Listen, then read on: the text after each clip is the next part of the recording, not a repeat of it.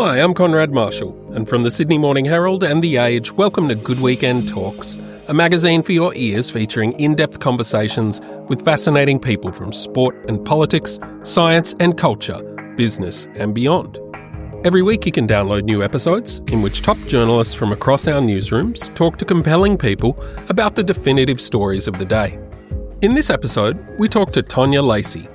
The comedy pioneer became one of the biggest stars on Australian television in the 1990s, but at the height of her fame, Lacy seemingly vanished without explanation.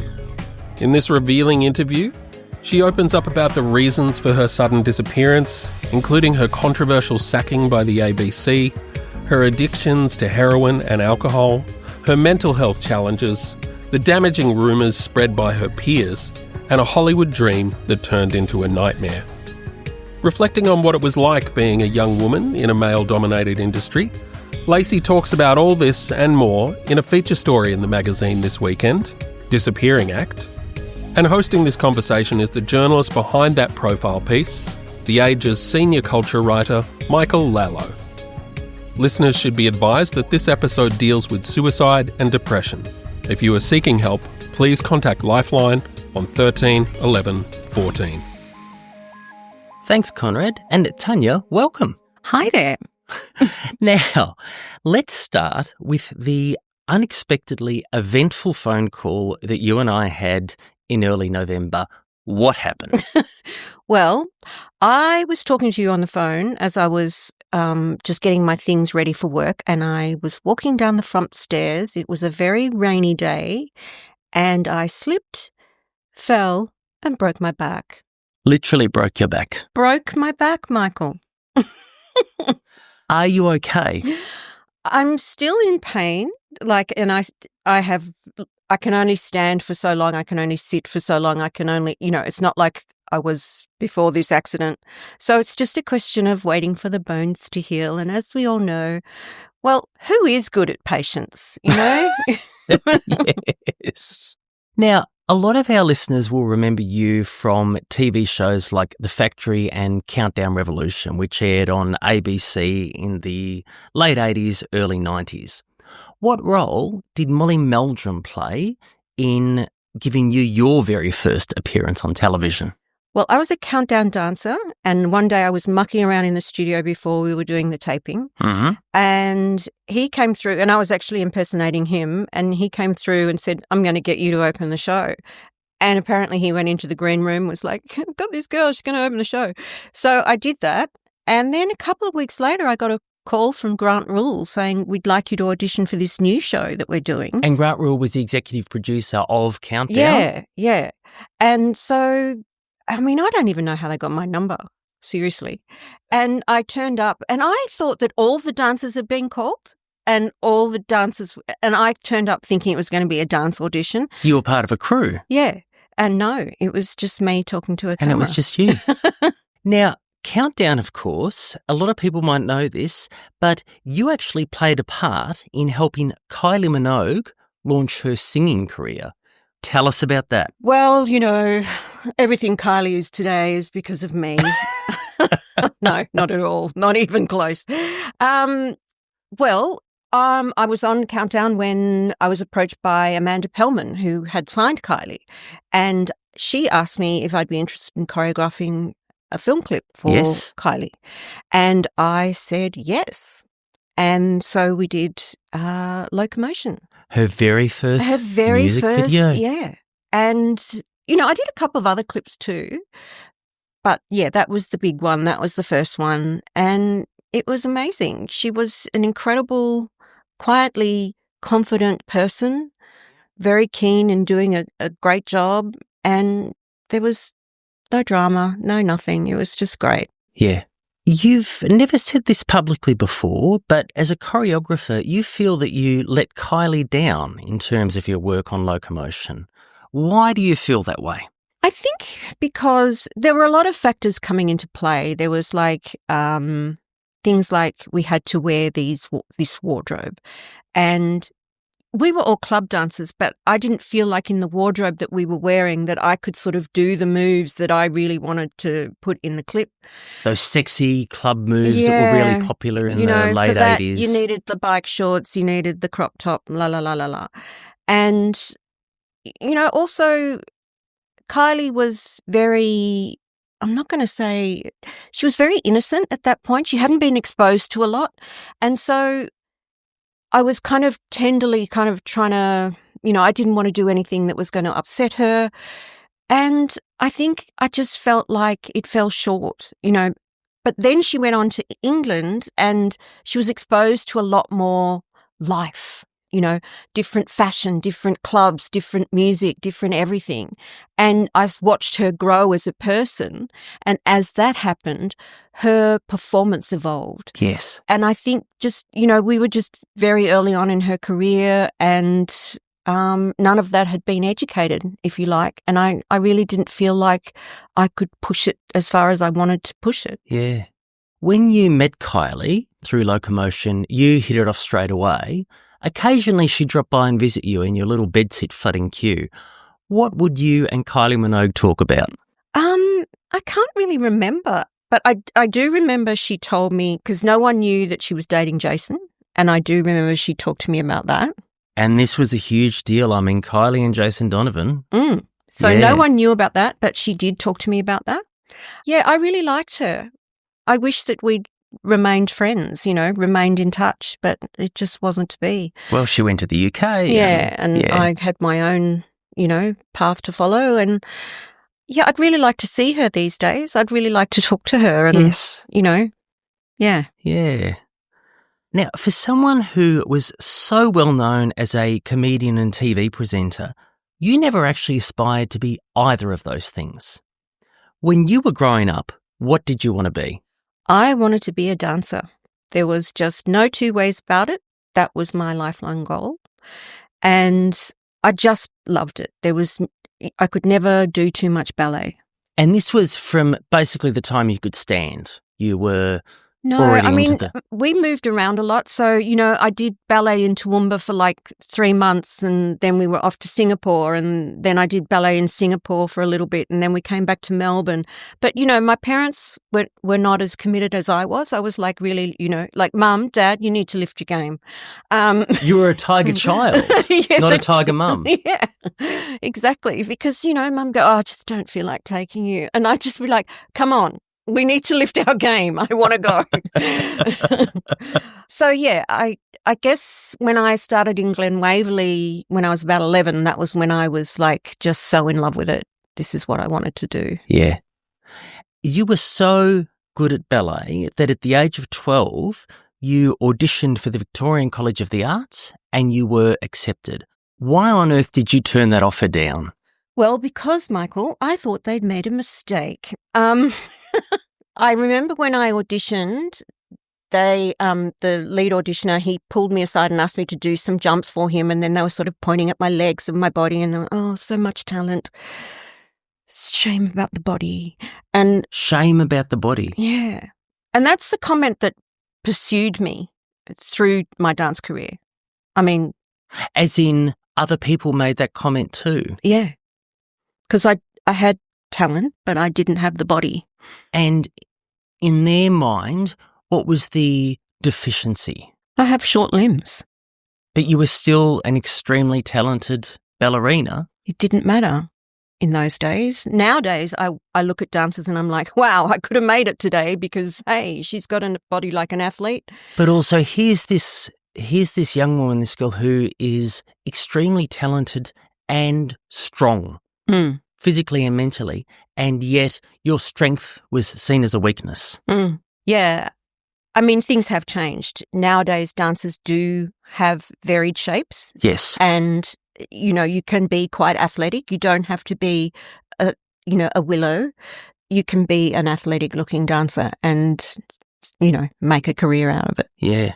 Back in the 80s, I remember hearing the mums at my primary school talking about the girls at school. And they'd say things like, oh, she's such a gorgeous looking girl, beautiful face, but oh, look at the size of her. And these comments were routine. How common was it for adults to comment on girls' bodies when you were growing up? It was par for the course. It was like a right. Now it's incredibly offensive and you wouldn't do it. Well, you'd hope you wouldn't. But it was something that people did talk about. I think the acceptance of different shapes has been, such a progression. But at the same time, at the moment, I'm just watching everyone get extremely thin.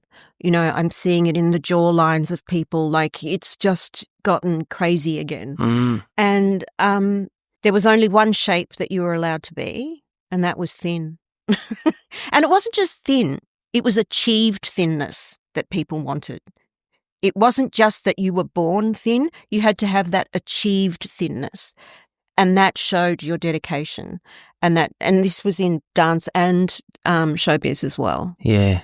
So, wow. Yeah. Now, 1984, you'd finished high school, you auditioned again for the Victorian College of the Arts, and you're accepted. The middle of your second year, 1 week before your 21st birthday, something awful happened. Tell us about that. Well, a drunk teacher dropped me in class as I was doing a split leap.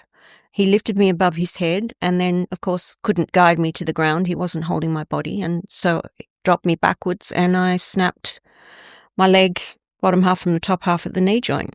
And you had no idea that he was even going to pick you up to touch you? No. As far as you knew, you were doing a split leap by yourself. That's right.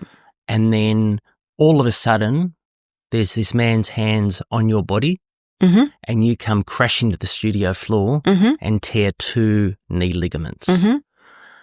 How excruciating was the pain? It was extremely excruciating because if I'd done a clean tear, it probably wouldn't have been as painful, but I had one little strand hanging, so it was extremely painful. I did have surgery and extensive rehab, but it was never the same. Because, of course, classical ballet is so physically demanding, that injury effectively ended your dreams of being a professional ballerina. What did you do next? Okay, well, when I realised I just couldn't keep up, which was the problem because my leg just didn't have the strength and it was too loose, my knee joint, I went into commercial dance and I started choreographing fashion parades.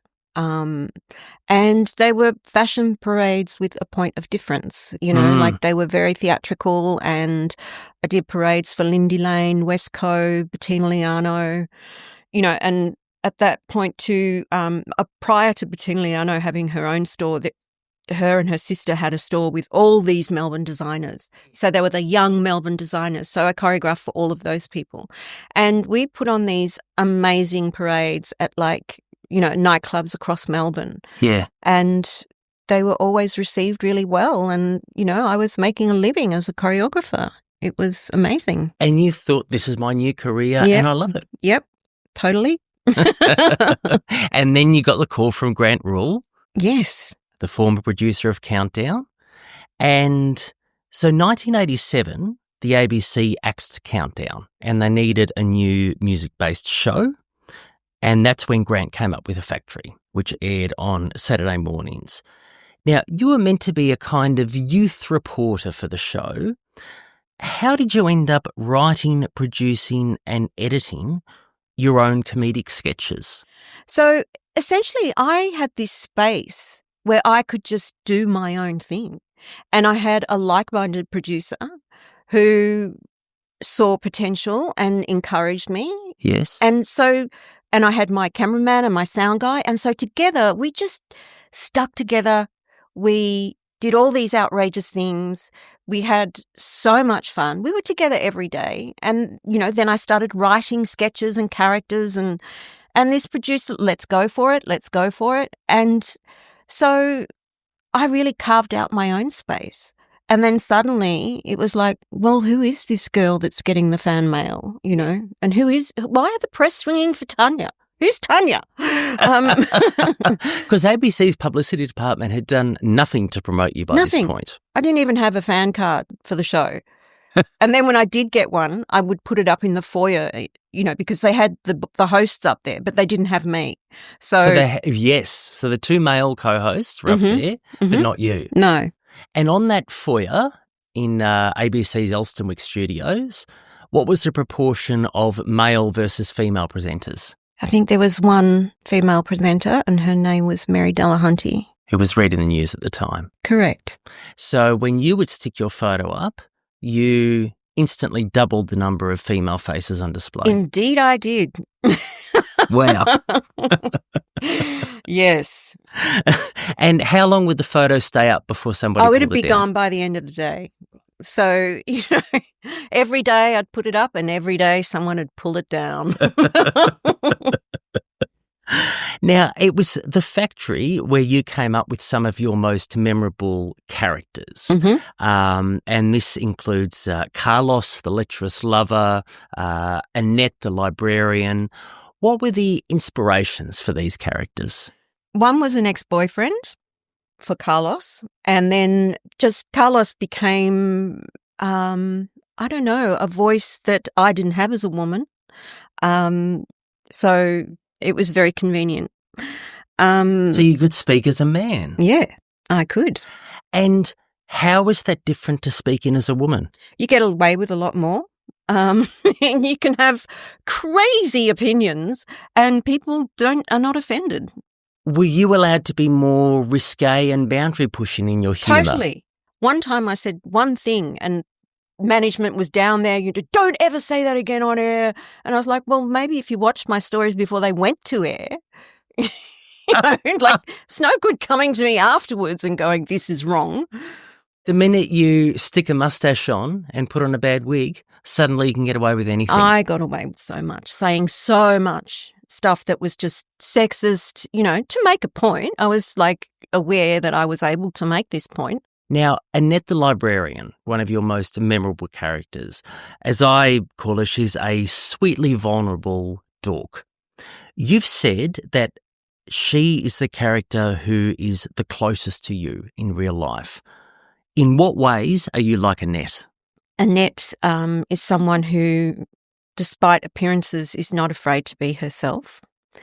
She has very high expectations of, honourable expectations of herself and others. And she's smart. Yes. Yeah. She's smart and yeah. Not only is she smart though, she seems to be hesitant about telling the world that she's smart or showing the world that she's smart. Well, yeah, you don't want to do that as a woman. That's going to get you into trouble. I learned that the hard way. I think I knew very early on, I mean, you know how, say you were good at drawing, right? And you looked around the classroom and you went, oh my God, I'm better than the other kids. You kind of know stuff, right, as a child. Yeah. Well, I knew I wasn't good at drawing, but I did know I was smart. And because I looked around the room and I did get things quicker than others and I did catch on and I got good marks. Yes. So I was aware that I was smart, but I also became very aware very early on in life, don't show people that you're smart. It's not going to help you. And how did you learn that? What are some examples By that being made you humiliated. Humiliated? Humiliated. Literally humiliated by teachers or whatever who just, this was a problem to have someone who was in the classroom who was actually advanced. This was an issue. So a teacher asked a question and you answered it correctly. Could that sometimes provoke a negative response in that Not you, teacher? Someone else. Or how about the time the teacher threw my pencil out the window and said, go and get it? Why? Because she asked, she asked everyone to stop because they weren't understanding the concept that she was explaining. But I only had 2 to go. So I was like, I'm just going to finish this. And I didn't put my pencil down. So she grabbed my pencil, threw it out the window and said, go and get it. And how often did those things happen to the male students? Never. Not in my presence anyway. So right from when you were a girl, in many different ways, in many different realms, you were getting the message that smart women shouldn't show that they're No, too smart. I really did become quite afraid of people knowing that I was clever. It became quite a fear. This is such a contrast to the confidence you had when you were 4 years old. I mean, this story to me is so illustrative because you told your mum that you were going to visit your brother at primary school, and your mum happily waved you off because she thought you were going to play with the boy next door like you normally did. You actually walked, what was it, a kilometre? A couple of kilometres. Over busy roads to get to this primary school, and you were 4. Mm-hmm. And you did that by yourself. I did. And then by the time I got back home, the police were there. My mother's crying, showing pictures. This is what she looks like. Yeah, I did do that. And I remember not being the slightest bit afraid. Wow. Just like, I'm going to school. But then, of course, once you're at school and you started receiving these messages in many different ways, it seemed like that slowly began chipping away at your confidence, at your view of yourself. And I think that women who show talent in, whether it is art or whatever, art I think is a little bit different because it doesn't require, a voice. Like the evidence is there in whatever they create. Yes. But, I don't know why, but I just felt like, I had teachers call me a smartass, like in year 10. And were you being a smartass or just smart? I don't think I was being a smartass, but I would stand up for myself if I felt something that was unjust, and that's not appropriate. It's already a apparently. Violation of gender norms. Yeah. So that was a big problem for some teachers. Yeah. And if I felt that they were doing something unfair, I could argue quite well with them why I didn't believe it was fair. And that too was quite, off-putting for them, I think. And the fact that you were a girl, do you think added to their, if not humiliation, just annoyance? Yeah. Well, yeah. And I mean, I even feel stupid saying that I'm clever. Like, but why shouldn't I say I'm clever? Like, why should I be afraid to say that?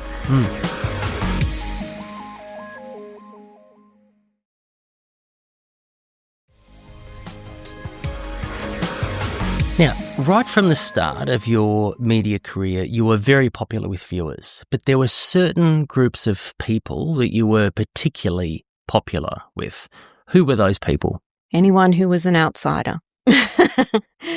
I have had people talk to me to this very day about this, like I had one guy in Adelaide who told me that I saved his life. And I was like, how did I save your life? And he said, I was a gay boy in a country town in South Australia. You showed me I could be who I wanted to be. And I was just so deeply touched by that, and I hear things like that a lot from people, women who tell me, you showed me I could be anything I wanted to be. Like I get a lot of messages still to that, people saying that to me in their messages. Even now? Yeah. So people who saw sketches, 35, almost 40 years ago, it had such an impact that they're still contacting you now. Yeah.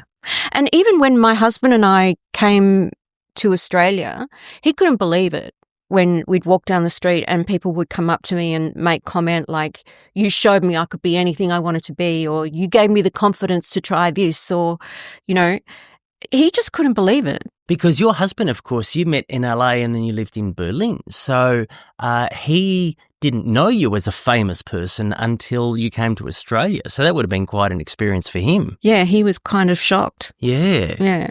Why do you think your work resonated so strongly with those outsiders? What was it that those people were connecting with? Well, they were all of a similar age, and I guess that age is the age where you can be rebellious. And I think that spoke to a generation, the rebellion element, I'm not going to listen to that. I'm going to do this instead. Oh, you're not making sense by saying that, so I'd like to point out this. And I think that was the kind of thing that they latched onto. This person has a voice and I want that voice. So, I mean, I was really fortunate because I feel like I wasn't just a celebrity. I made a difference in a way. And that to me is what I am so proud of, like that I actually feel like I helped people in some way, that my humour was really worthwhile. And for you, that was a lot more important than just getting your mug on telly. Oh, yeah. God, yeah. Yeah. Now, it was 1989 that the ABC ended The Factory and decided to launch Countdown Revolution, which was created by Molly Meldrum as a kind of successor program to Countdown, even though he wasn't going to be in front of the camera himself. Now, this was a big, ambitious show. It was 5 nights a week, 6:30 p.m. prime time on the national broadcaster. It got off to a bit of a wobbly start, and after a while, it was rejigged, and you and Mark Little, who played Joe Mangle on Neighbours, were appointed as the co-hosts. What was it that the producers told you they wanted from you and Mark? They wanted anarchy. Anarchy. Anarchy. That word was thrown around like confetti. It was just anarchy, anarchic. I'm sure they made up anarchy words, anarcho-bullism. It just was ridiculous how much it was thrown about. And that's what they wanted. They wanted our opinions. They wanted, all those things. But it turns out they didn't. So, they wanted anarchy, just not that kind of anarchy. So they're telling you they want to reference unpredictability, the whole thing, the honest album reviews, the whole parcel. The reality, though, was very different. What would happen when you tried to deliver on what they asked you for? Well, what started happening is the show started rating, and so, the show was gaining some power. Yeah. So then it became, stop tape. No, you can't say that. We'll do that again. Oh, okay. What was wrong? As time goes by, you and Mark Little are becoming increasingly frustrated because not only could you not give your honest opinions, you also weren't allowed to let the musicians perform live, which seemed very strange as well. So you decided to stage a protest by going on strike while you were live on television. What do you remember about that episode? Well, I think actually that episode was the best episode of Countdown Revolution that we ever did. It was exactly what they wanted. They were cutting away quickly. They were going to this, they were going to that. It was alive. It was vibrant. We weren't standing there for like 2 minutes until the director cut to the clip. It was just like we were out, they were gone, music was playing. I think it was the closest thing we'd ever done to the show that they actually wanted. I mean, I've seen that episode a number of times now. What I recall is that it opened with Mark scrunching up the run sheet, which is the list of what's going to happen in the episode. And then you held up a placard saying TV is a lie. And then you held up the phone numbers for the switchboards of every ABC station in the country and urged viewers to jam the switchboards. And this all happened within the space of a few minutes. At what point did the control room cut the live feed and switch to music videos? Pretty quickly. But then they were running a clip and they said to us, okay, you've got 2 minutes, say your thing, and then you're out. Yep. But yeah, it was, I don't know, it was just such a mess, the whole thing. Now, it's the early 1990s. You've been very publicly fired by the ABC. You had to move back in with your parents and you were on the dole. It was around that time that you tried heroin. What were you really seeking when you took heroin for the first time? Were you looking for relief, an escape, to numb the pain? What were you seeking? Well, pain relief. I mean, it's a very painful thing to go through, to actually be someone that, had so much opportunity and then to nothing. It is really painful. And, those invites dry up pretty quickly, and those things that people used to hire you for, suddenly you see someone else doing it. And yeah, I was really hurt.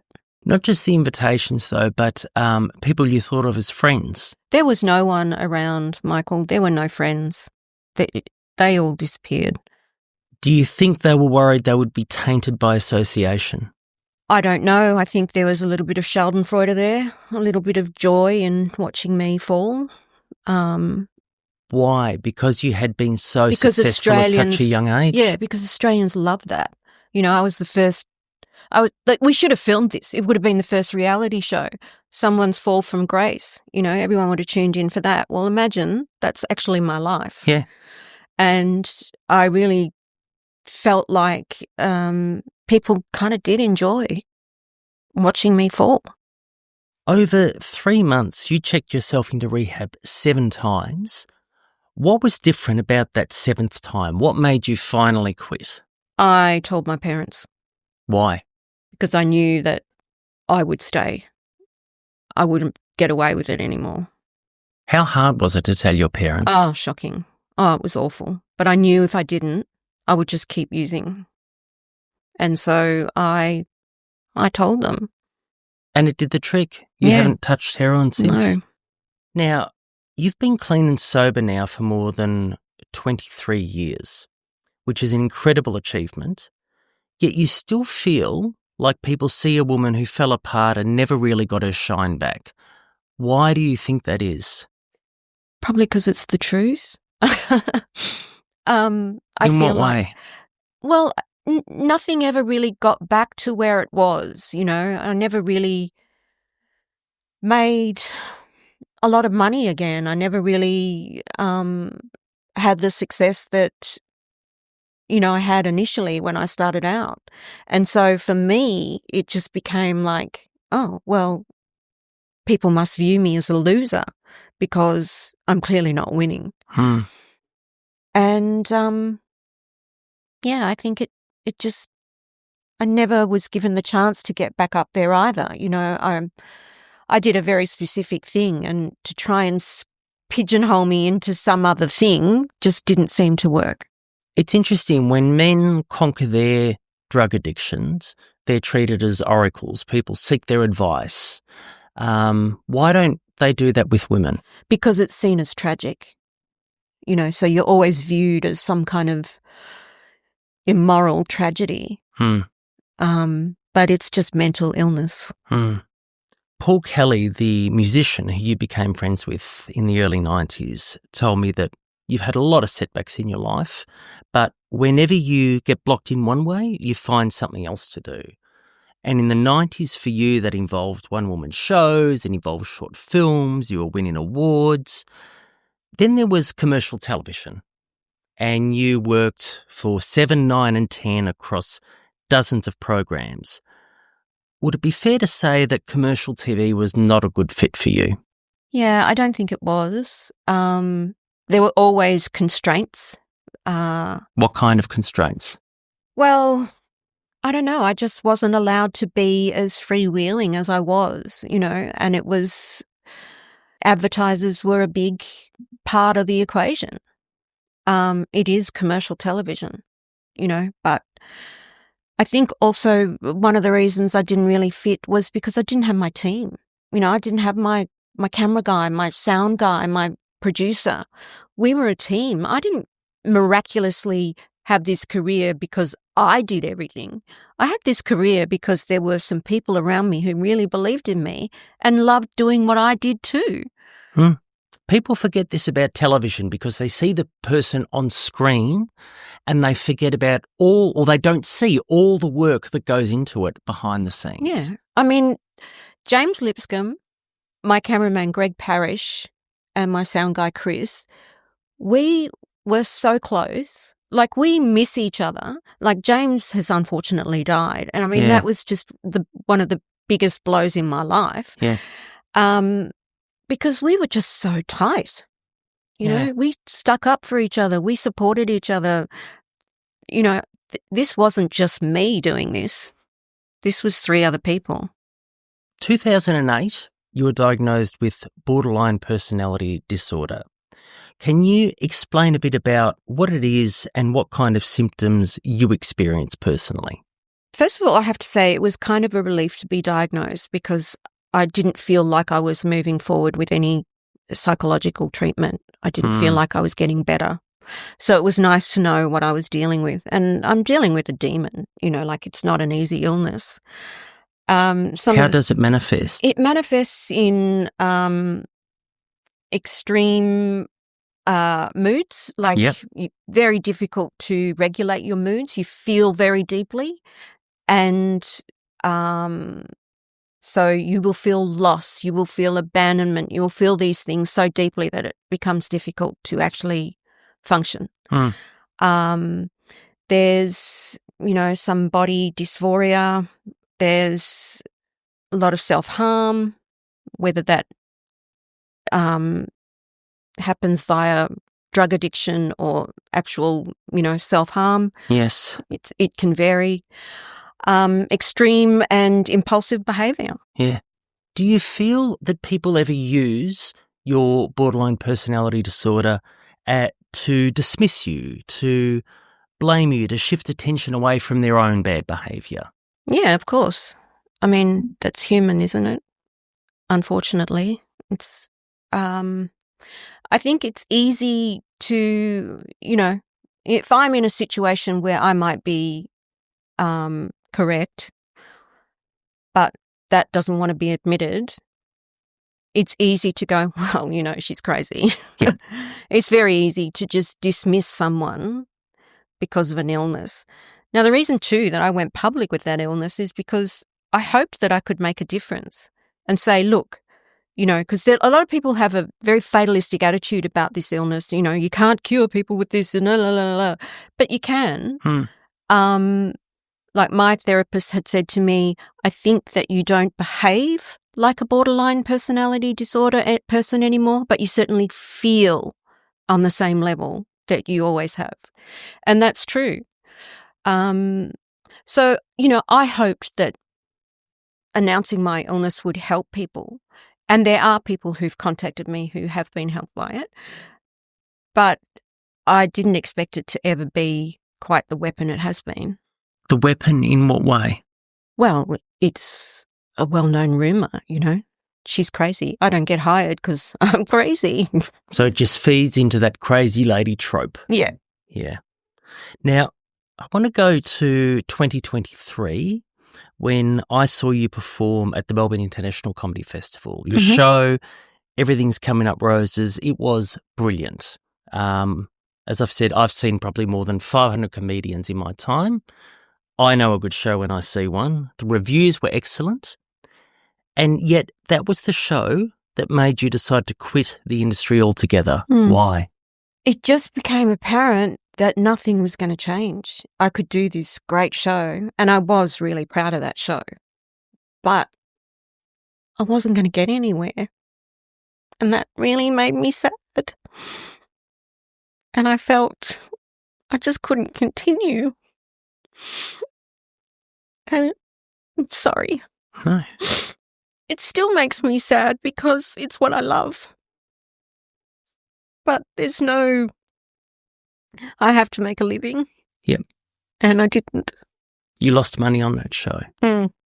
So it was a heartbreaking decision to have to give up something that you had poured decades of your life into. And you had to do it for financial reasons. Yeah. Yeah. And I still hate it that I can't perform. Well, I can perform, but I'm choosing not to because I just can't deal with it anymore. I can't deal with the hurt. I can't deal with the rumours. I can't fight the rumours. Because you no longer have the platform that you once did. Yeah. This is the thing, I guess, about being famous and then not being famous is you suddenly no longer have a platform from which you can tell your side of the story. Yeah, so these stories become the truth because I'm not in a position to be able to defend myself because I'm not in that world. Now, you're due to graduate law next year, yes. which is incredible. Why did you decide to move into law? Well, my father was a barrister. Yes. And then was Senior Deputy President at Fair Work Australia, what is now Fair Work Australia. So I've grown up around law. I watched my father do his law degree part-time over 10 years and get his law degree when he was 40. So my lesson from that was it's never too late. Yeah. You know. So, knowing that I have to make a living, I decided, well, damn it, I'll do a law degree. Yeah. And you're almost there. Almost there, God. One subject to go? One subject next year. I have to wait till trimester 2, and then I can do it, and then I'm done. And then you're done. Yeah. Wow. Mm. As you know, I spoke to a lot of people who know you while I was working on this story. Mm-hmm. Virtually all of them said the same thing, that Tania is an incredibly talented person. She's extremely hardworking.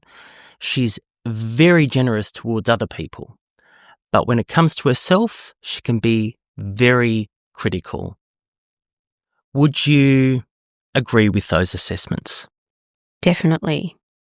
And I think a lot of that criticism is, fear of me dropping my standard. Like I want to maintain a standard that I feel proud of.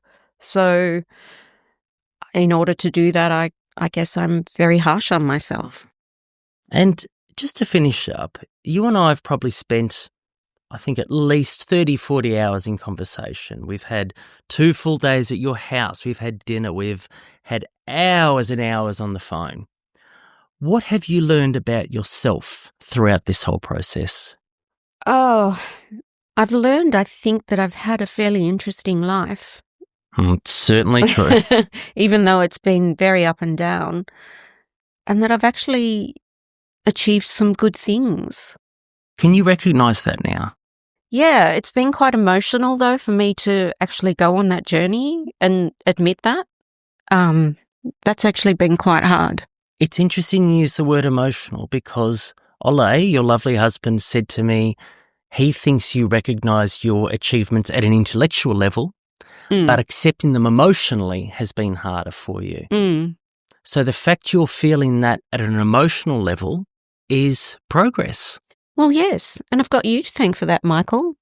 You saw a story here that no one else saw, and I think I'll be forever grateful for that because it's given me a chance to come to terms with things and just think about things that I'd not really thought about or verbalise things that I'd never really thought that I could verbalise. Yeah, yeah. I just hope I don't sound like a wanker. Trust me, I've met plenty of wankers in my time covering the entertainment industry over 20 years. You're not one of them. Thank you very much and good night. What a lovely note to end on. You're not a wanker. Thank you. But genuinely, Tania, it has been an absolute pleasure talking to you, really getting to know you. Thank you again. Well, thank you from this end too, because it really has been a great moment for me. Thank you.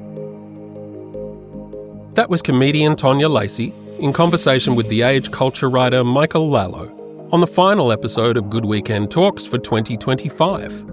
A note of housekeeping, we're taking a little break for a few weeks over the summer while we gear up for Season 7 of the podcast. But in our absence, we'll be dropping 4 of our most popular episodes from 2025 into the feed.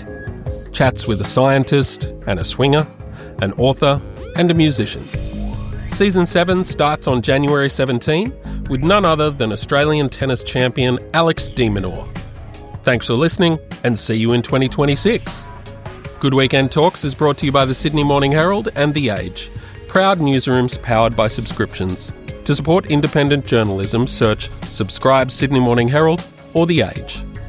This episode of Good Weekend Talks is produced by Conrad Marshall and edited by Tim Mummery, with technical assistance from Cormac Lally. Our executive producer is Tammy Mills, Tom McKendrick is head of audio, and Melissa Stevens is the editor of Good Weekend.